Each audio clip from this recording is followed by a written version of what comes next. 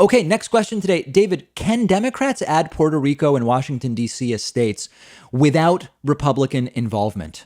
So there's two answers to this.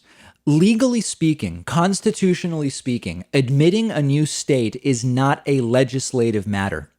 So the legislative filibuster that is possible in the Senate on some issues should not actually apply.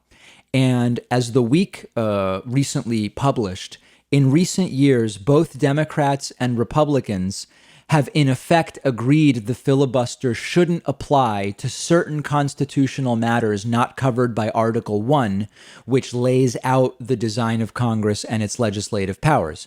The admission of new states is not part of Article 1, and it's something distinct. And as a result, in theory, Democrats don't need Republicans to make Washington, D.C. or Puerto Rico states. Now, historically, this is a different matter. The idea from the framers appears to be they clearly designated the addition of states as not requiring a super majority. But at the same time, it is not particularly likely that from a practical political standpoint, Democrats would go it completely alone. And from the people I've spoken to that are aides to elected officials, there's the belief that it is, if it is not bipartisan to some degree, that it would be unlikely to happen. And so, although from a very fundamental legal standpoint, Democrats could say, we are voting to make D.C. a state, and it could be 50-50 in the Senate, and then Kamala Harris could cast the deciding vote. That certainly could be done.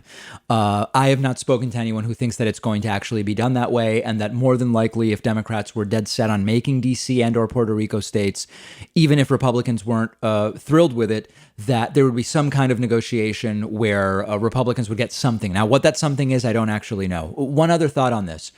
I don't know for sure that every Democrat in the Senate, in the absence of some Republicans who want to make D.C. and or Puerto Rico states, I don't know that every Democratic senator would actually go for it. So there's actually a question as to whether you get to 50-50. Would Joe Manchin vote to make Puerto Rico and D.C. and or D.C. states if not a single Republican in the Senate plans to do it? I don't know the answer to that. And there is the feeling that there are at least one or two Democratic senators who, without some Republican support for the additional states, would not go for it.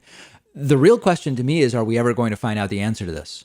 Is this actually going to be something Democrats try to do in the next 2 years as they control the White House, the House, and the Senate?